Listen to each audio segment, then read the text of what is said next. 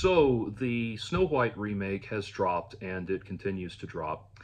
And I will get into all of that and what I think is going on here in just a moment. But first and foremost, patreon.com/Jordan142 if you want to help me grow the channel and also not feel a cold rush of fear go up my spine every time I check my bank balance.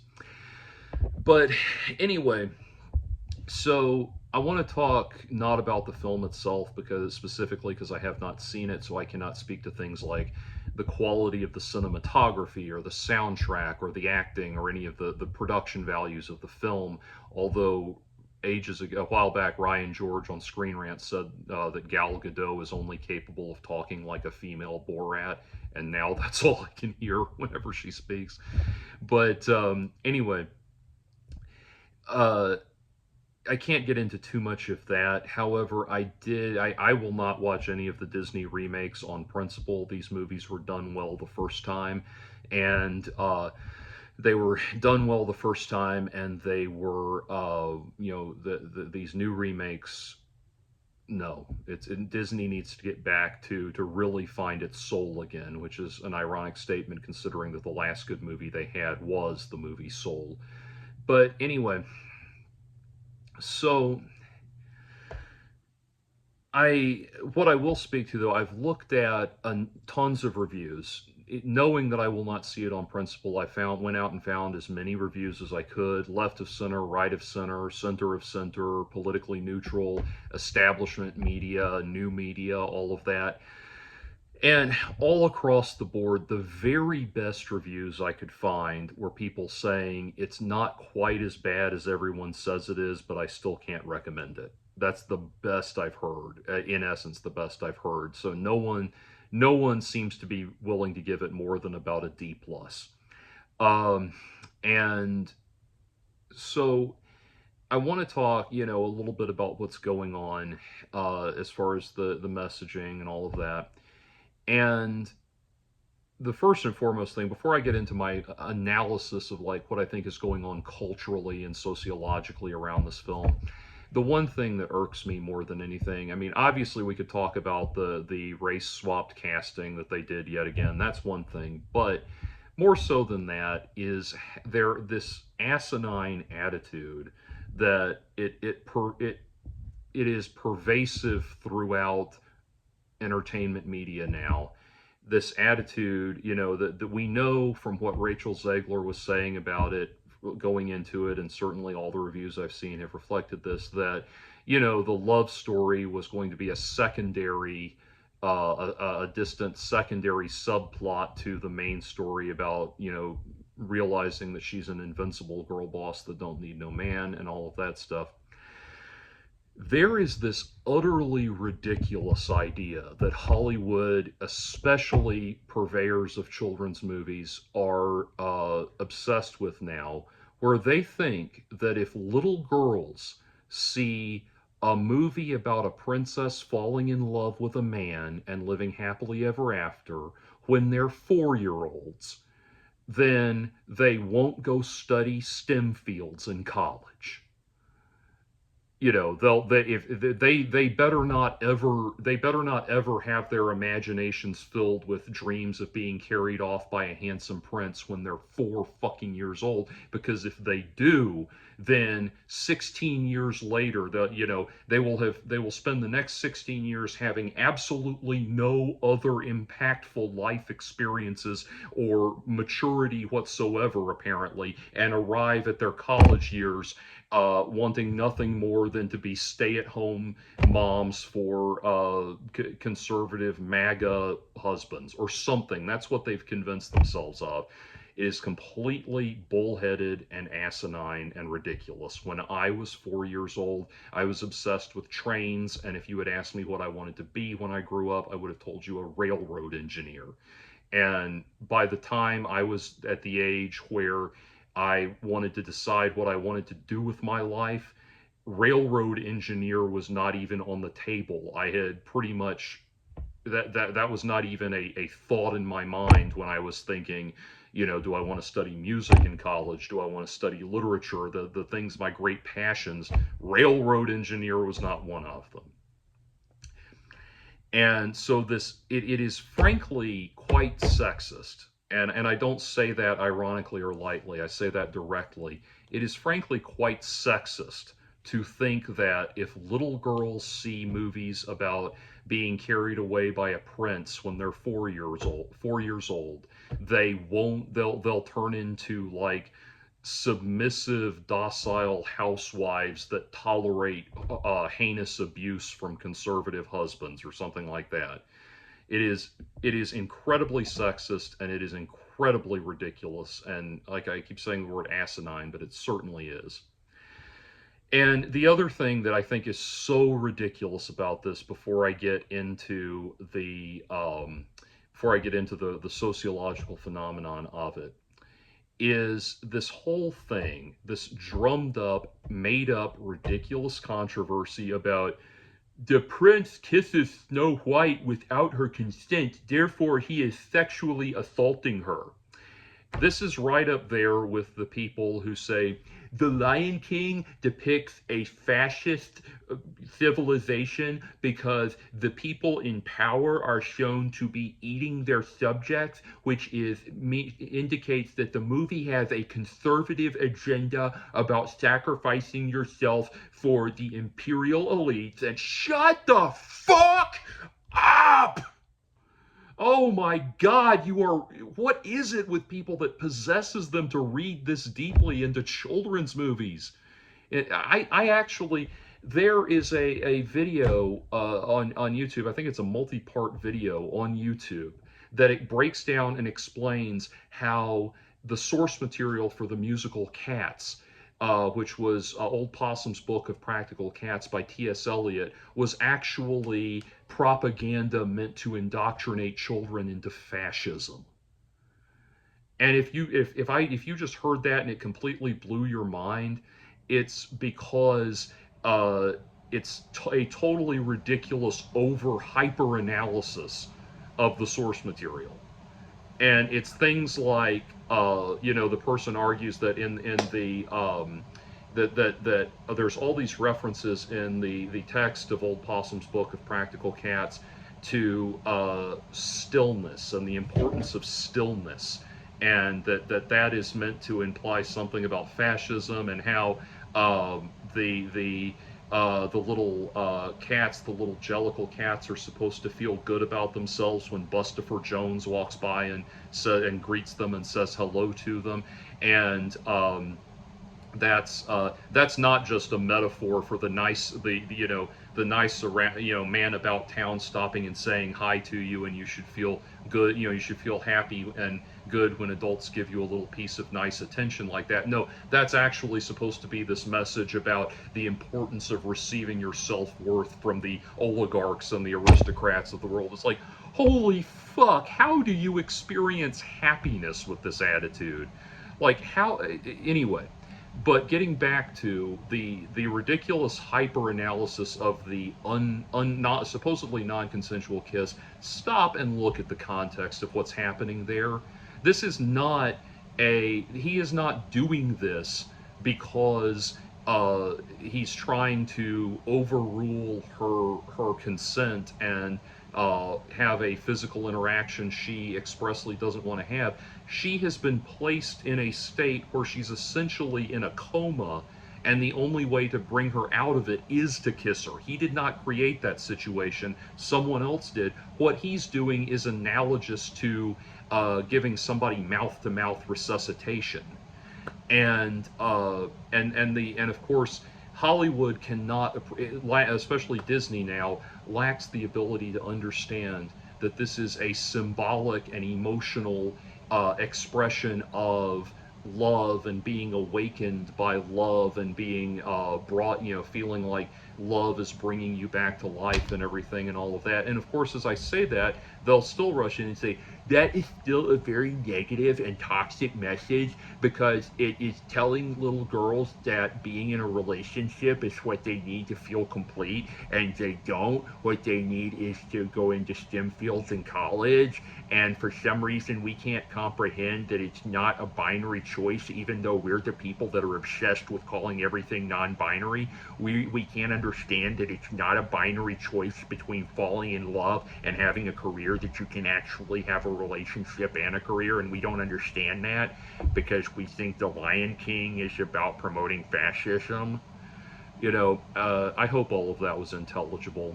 Like I said, every person who irritates me on the internet has a horrible speech impediment when I read their comments.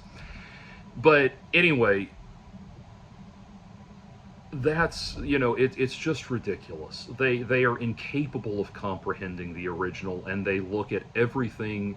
They insist on it's like these new remakes are essentially uh, HR memos on what they on how sorry they are. Drafted HR memos on how sorry they are for promoting such heinous values in the past, because for some reason they need to cater to people who are motivated by nothing more than finding fault with everything in the world around them. Anyway, so the question then arises, this thing is underperforming at the box office. It's most likely that short of a miracle, it's definitely going to bomb at the box office. And people keep saying, well, why does Disney keep doing this? Why do they keep making these woke remakes that make less and less money and all of this? Okay, you would think, looking at it logically, you would think by looking at it logically that this is not what the market wants. These movies underperform if not outright bomb. They are not financially profitable. Over and over again, Disney keeps doing this, and the entertainment industry at large keeps doing this. They keep doing these asinine messaging. They keep turning their films into these vehicles for asinine messaging. And by the way, on that note, I want to say I do have a little bit of sympathy for Rachel Zegler. I know she's getting a lot of heat in all of this, and I want to say, I don't mean to infantilize her. 23 or however old she is certainly old enough to take responsibility for your actions, but I do think she's a little naive in that she's taking all of the heat for basically saying the quiet part out loud. I think they told her, they've been acting like, oh, well, Rachel Zegler made these comments, but she, they were unique to her. Things about, it's weird, that stuff. And she doesn't need a man, she doesn't need a prince, and she hates the original and all of that. Here's the thing I think is really going on there. She didn't realize that she wasn't supposed to say the quiet part out loud. That's not just how she feels about Snow White. That's how she and everyone else at Disney feels about Snow White. Disney, the current top brass at Disney, they hate Snow White. Even though it's what made them, they hate that that's what made them. They hate the movie. They hate the values that it represents to them. They hate all of that. They want to put their attitude is weird. They want to they feel like they have to make the HR memo remake of Snow White to put things right. And I think she just didn't realize that she wasn't supposed to say the quiet part out loud. But I don't think those beliefs are unique to her. I think they're the beliefs of everyone at Disney. And I think that's what was imparted to her, and she just didn't realize she wasn't supposed to say it that way. But anyway, so what is this? What is this that keeps happening? And again, people keep saying, why do they keep doing this? They just lose money on these things. All right. Obviously, it is callous of me to guess at the motives of, hundreds of thousands of people that work in this entertainment industry and everything. But I want you to stop and think about something. They just announced that Meryl Streep is in talks to play Aslan the Lion in HBO's remake of Chronicles. No, not HBO, Netflix's remake of Chronicles of Narnia. Yes, Aslan is a male lion. He is not Meryl Streep. He is, Liam Neeson did it right the first time. That's exactly, I think if C.S. Lewis could hear Liam Neeson's reading of it, he would think that was exactly what Aslan the Lion was supposed to sound like. Why do they do this? Already, on a C.S. Lewis forum I follow on Facebook, already people reacting to this, well, forget it. I'm not watching it. I'm done. I don't want anything to do with it. So here's what I think is going on.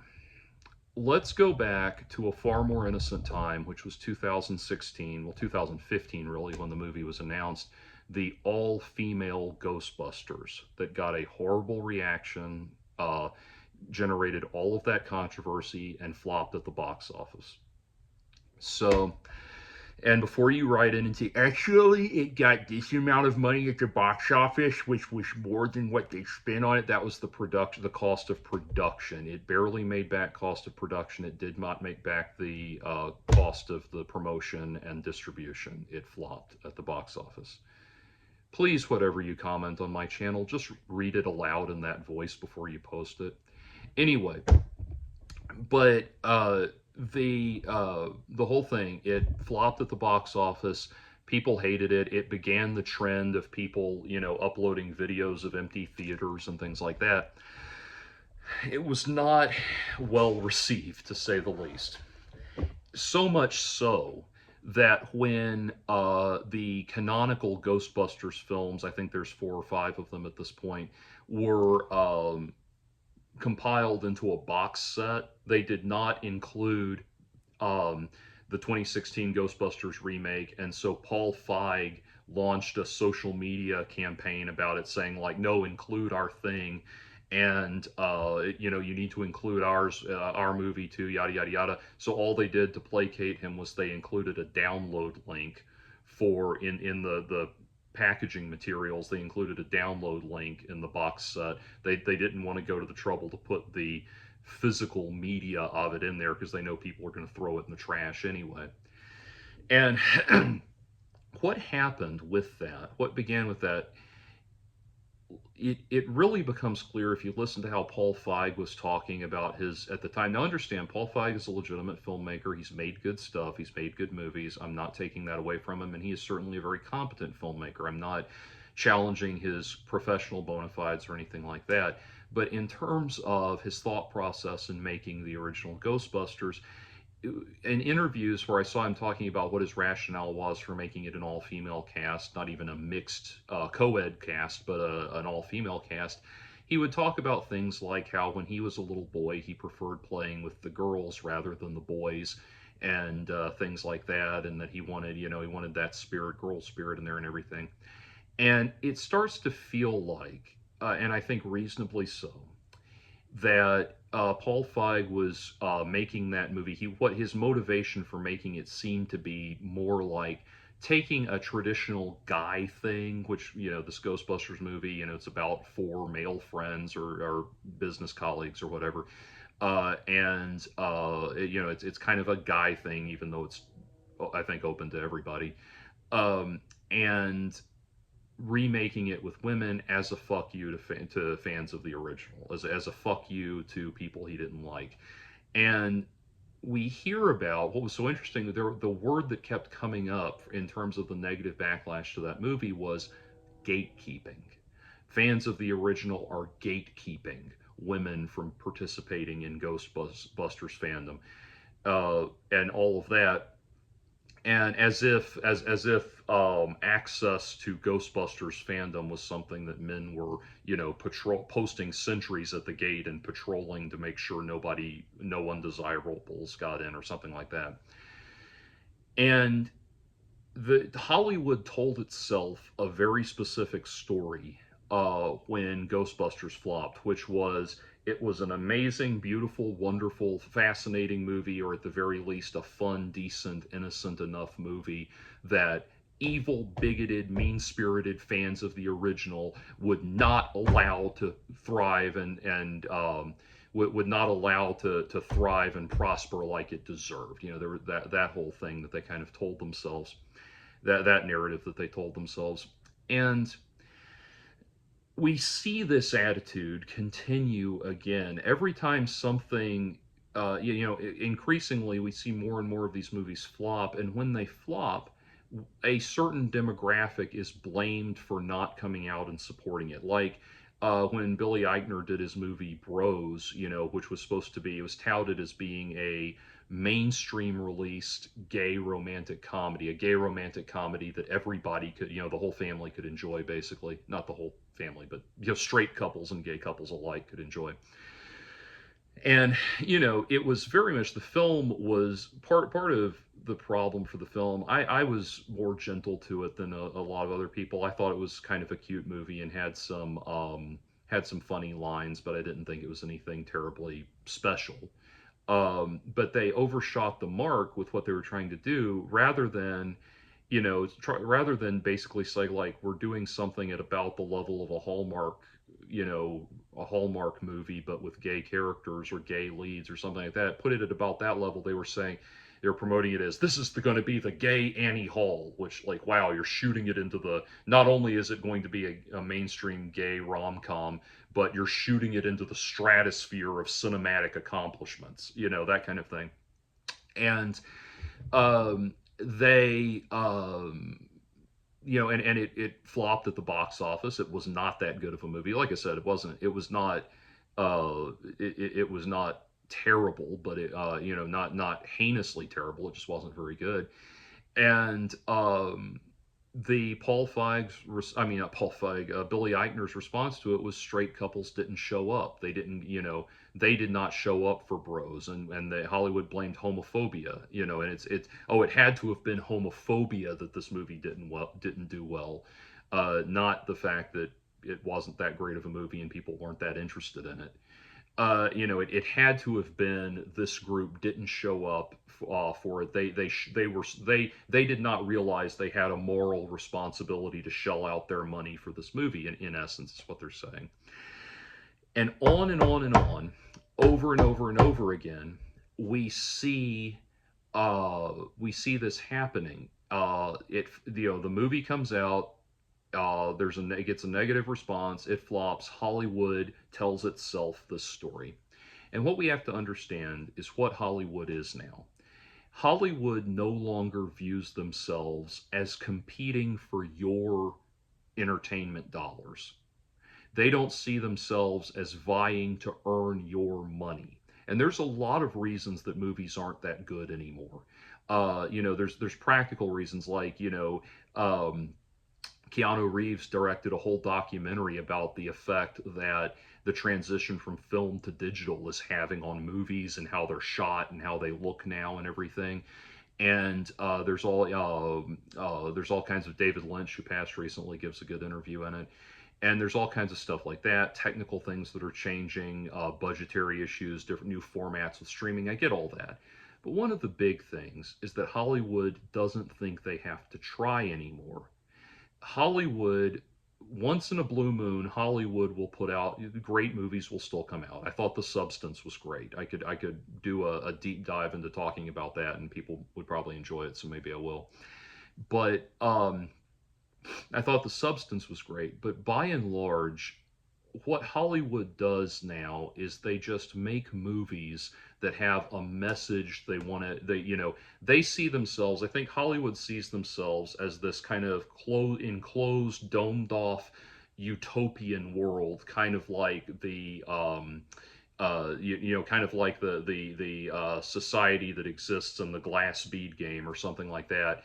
And they see themselves as this uh, higher class of elite people who, kind of flamboyantly wealthy elite people who look down their noses at us, the pathetic, unwashed masses, and view it as their job to deliver unto us the important progressive knowledge that we were too pathetic and stupid and culturally illiterate to understand. They are so much better than us. They are here to impart these messages to us, and rather than, far from having to earn our entertainment dollars, they believe that they are owed our money. If we do not fork over their money for the messages that we want, they want us to hear, it is our fault for not coming to Sunday school. It is not their fault for making Drek that no one wants to watch, that is made even more unwatchable by tedious, preachy, moralizing messages that aren't that interesting or innovative or insightful. It's not that. It's that we do not recognize that it is our duty and our right to patronize, to give them what is due to them, which is our money, in exchange for being browbeaten about how to be better people. You know, I stopped watching the Academy Awards because the whole, a few years ago I watched it, and the whole fucking thing was just one rich Hollywood dipshit after another getting up there to use their time at the podium as an opportunity to browbeat the whole world about whatever pet cause they had. This past year, some movie about sex workers won the Academy Award for Best Picture. And so now for 15 minutes thereafter, all of the Hollywood elites bloviated about how much they love sex workers. And I say this as someone who, in principle, yes, I am pro sex workers' rights. I always have been. I'm not negating that at all. What's annoying is it's like, okay, the Wheel of Fortune, Price is Right spinner wheel that is the movies in the Best Picture category. It stopped on that movie, and so now that's the most important issue that Hollywood's going to browbeat us over the head about and everything. And that's all that Best Picture thing is now. It's like, as Bill Maher and others have pointed out, why is it that like every Best Picture movie nominee now is a movie that deals with some social cause, social agenda item, because it's a spinner wheel to decide what cause the Hollywood's going to preach at us about now. And like I said, I stopped watching the Academy Awards because I will not be lectured at on how to be a better person by an organization that thinks foreign is a genre of film. So this is where Hollywood is now. This is why we keep seeing these things no matter how much they lose money. They don't care how much these movies lose money. They don't care at all. They have enough money built up that they can churn out one moralizing turd after another, because again, they don't view themselves as having to vie for our money, as having to earn our money. They think of us as having their money. And we and so consequently, rather than cater to what obvious audiences want and what they obviously want, we get one more of these things after another, because the Hollywood is happy. And I'm sorry, but I have to, again, I feel strange speculating at the motives of hundreds of thousands of people that work in this industry, but they love telling themselves this story. They love it. It justifies their moral position. They do something, they do one of these things that is such a smack in the face that they have to, they know it's going to generate controversy and cause it to fail. And people, the going theory has been that they're doing this to generate word of mouth. They do a race swapped character or a gender swapped character, or stick a trans person in a prominent role or something to generate word of mouth. Controversy sells and it gets it out there. I don't think that's the goal at all. I really do think the goal is for these movies to come out and fail so that Hollywood can circle jerk itself off with this story that it wants to tell itself about how they are these brilliant elites, this aristocratic elite that is oh so culturally enlightened, and the whole world is failing to appreciate them. It is like a citywide, industry-wide noble victim complex is what we're seeing. And that's why we're always going to see this. That is what Hollywood is now. And that's why it's kind of like, people have wondered, why was I rooting, why do I root for? And I think the Daily Wire's entertainment arm is about to go belly up, even though they had a success with the recent Matt Walsh movie. But anyway, why was I rooting for them despite for their entertainment industry, despite my politics being so far removed from theirs? I want to see film studios come out all across the board that are not based out of Hollywood, that don't have connections to Hollywood, that can produce profitable films. That's why, I haven't seen Sound of Freedom yet, even now, years later, but Sound of Freedom came out. Yes, I know it was there was apparently a controversy that it may have been influenced by or rooted in some QAnon conspiracy theories or something like that. I certainly don't endorse that. But when I saw it do well at the box office, it's like, maybe, just maybe, we can start having good, well-made, financially profitable movies that have no connection to this wacko sermonizing cult out in Los Angeles. maybe, just maybe, we can have that. And there have been some successes and some hits and misses in that regard. But, like, I saw the I commented positively on the Christian film Nosferatu, not Nosferatu, Nefarious. Sorry, Nefarious. I commented positively on that because even though I didn't agree with all of the message, all of the moral stances of the movie, of course they're pro-life and then against assisted suicide and things like that. And though I disagree with those things, but even just that, it's at least, and I know they're just appealing to a built-in audience of Christians. I get that, but even so, the more there can be profitability outside of Hollywood, the better. We've got. I would love to see movies coming out, more movies coming out, having mainstream success that have no connection to Hollywood whatsoever. Because again, like I said, the whole industry out there has a noble victim complex that they are doing brilliant, wonderful things that we, the unwashed heathens, just don't appreciate, or just too close-minded to appreciate. And that brings me back to what's going on with these remakes. What they're doing, the template was laid by Paul Feig in the 2016 Ghostbusters, which was that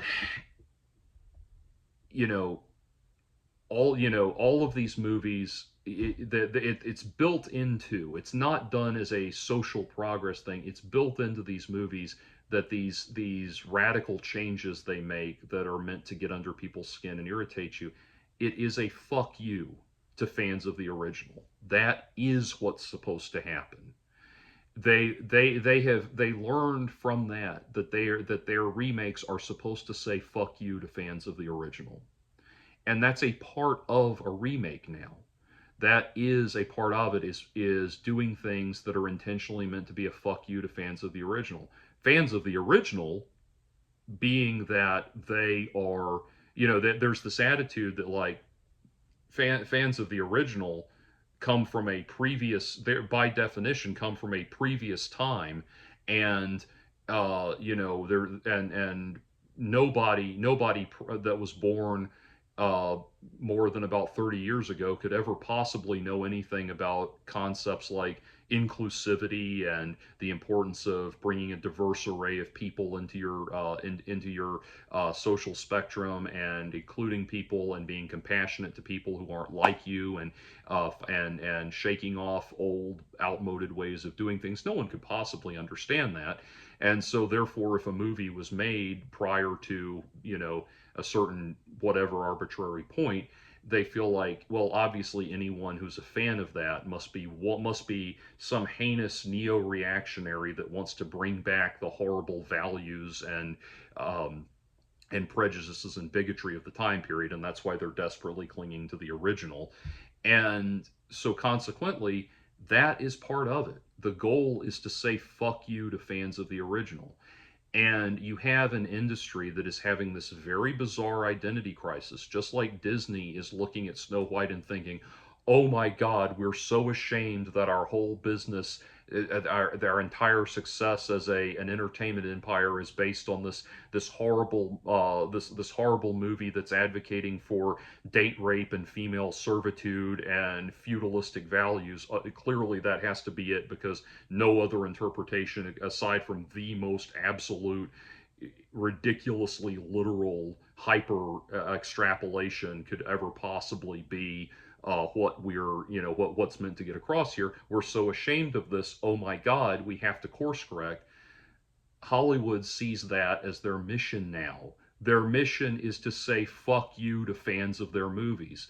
We saw it at the most immediate level with the Joker, with the sequel to Joker, with Joker. I just say Joker fully I do.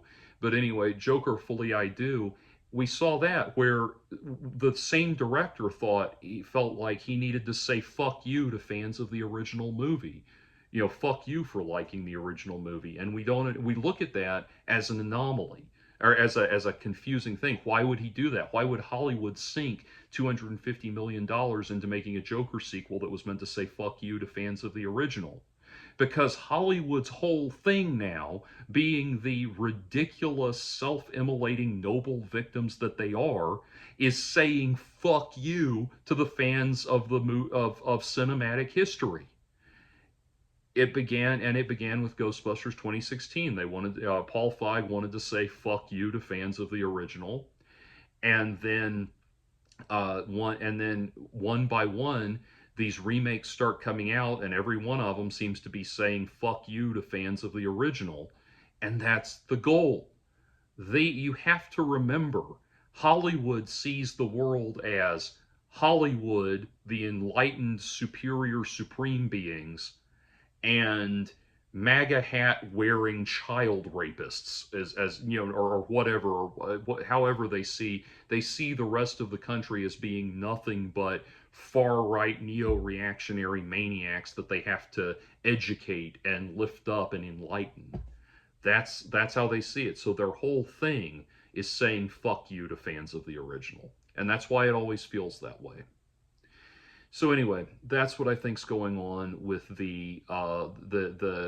with these remakes, and Snow White being the worst and most egregious example of that.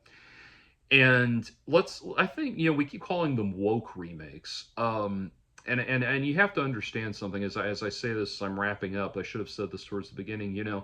I emphasize that race swap casting is not so-called race swap casting is not necessarily a bad thing.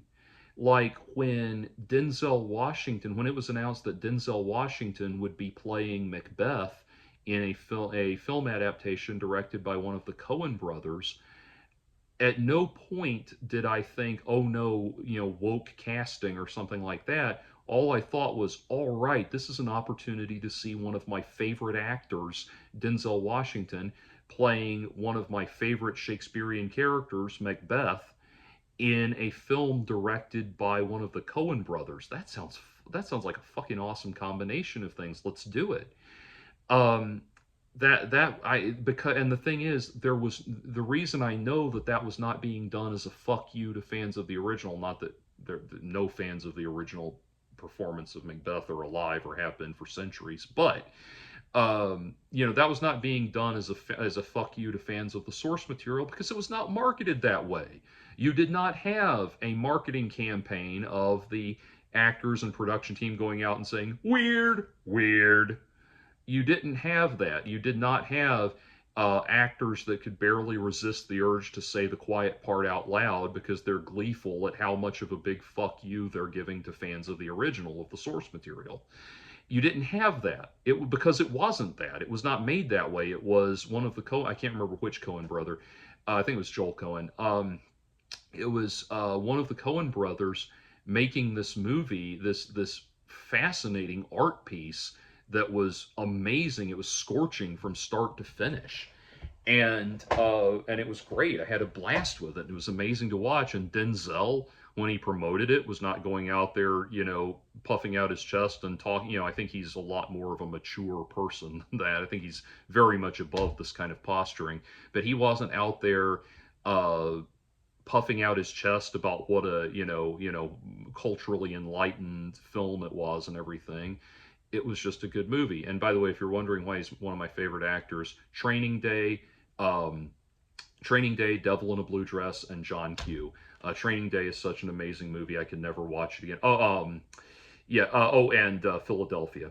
Um, Training Day is such an amazing movie. I could never watch it again. Devil in a Blue Dress is one of the best neo noir detective thrillers you'll ever see. And Don Cheadle plays his sidekick. How cool is that?